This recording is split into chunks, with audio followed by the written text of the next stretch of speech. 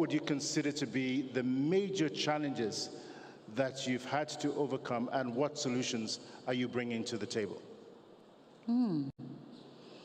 It's a difficult question, though. But the major challenges when I came in the office, the first one, as you said rightly, that I was the first female in East Africa to be the president, and Tanzania particularly. So the first challenge was a trust, to make people of Tanzania have a trust on me that I can deliver, I can run the country the same way men did. So that was my major challenge, and so I had to prove to them that yes, I can do it, women can do it. Women can never fail. And I think within the course of 1 year, I've shown the women power that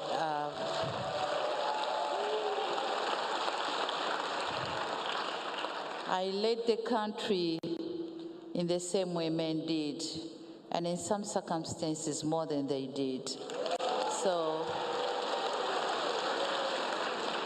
but then the second challenge was I came in the office when the whole world was grappling with the COVID-19 pandemic.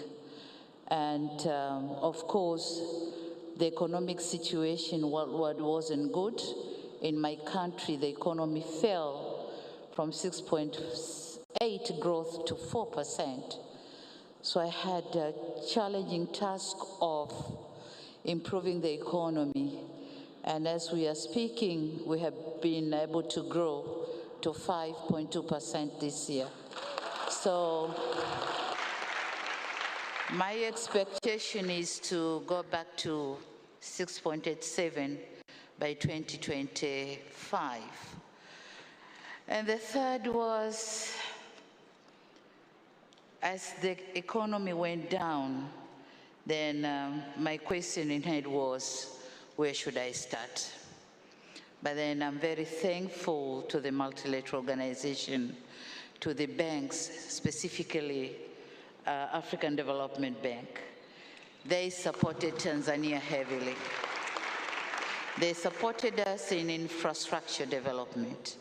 Tanzania is well connected to the neighboring countries.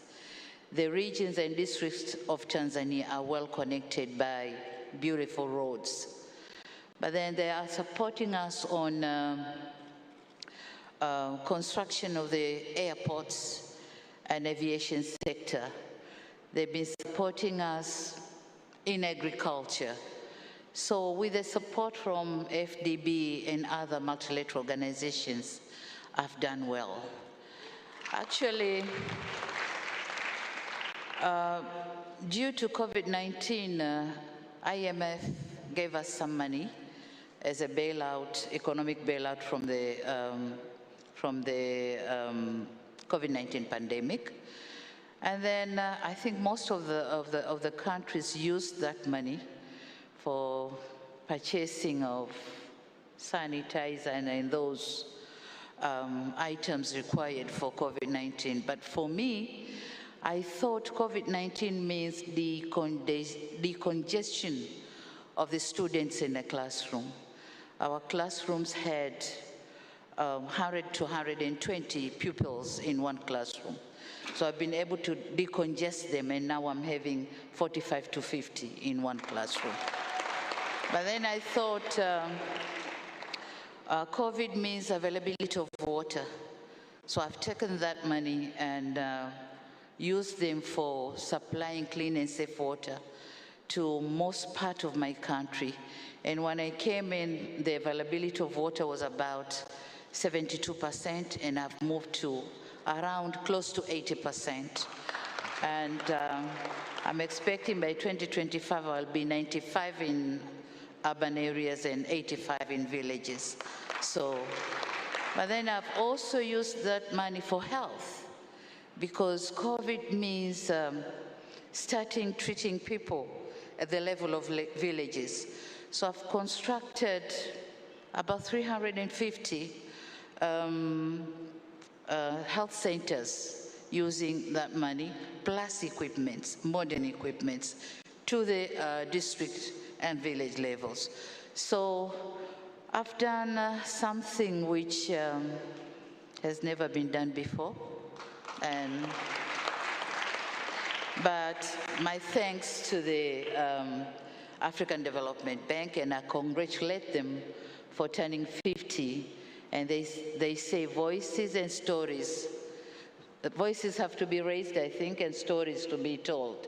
So I'm telling the story about FDB, but then telling the stories and raising our voices wouldn't be enough. We have to raise our voice, asking the multilateral financiers to allow FDB to access to SDRs, because those are going to benefit Africa. We'll be close to get fund from our own bank for our own development. But then I was thinking that most global programs and plans should go in line with what we Africans are planning. And so through our own banks, funds have to be given to our own banks so that we can benefit from that. Yeah, thank you very much. President Samia Suluhu Hassan, thank you very, very much. Creativity, innovation on display. We do have a panelist who